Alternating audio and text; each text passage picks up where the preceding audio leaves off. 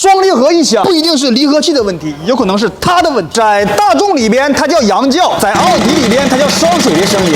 大众 1.4T DQ200的途安、朗逸、宝来、高尔夫、帕萨特、迈腾 CC、零度、桑塔纳、Polo；DQ250的 2.0T， 迈腾、途观、CC、迈特威；0B5的 Q5、A5、S5、A7， 新款 2.0T 的车型 A5、A6、A7， 剩下的不详。这些变速箱都有一个双介质飞轮，还有一个最关键的，这些双介质飞轮全是他家造的。1.4T 的羊叫是这种飞轮，2.0T 的0B5的烧水的声音啊，新款 2.0T 的。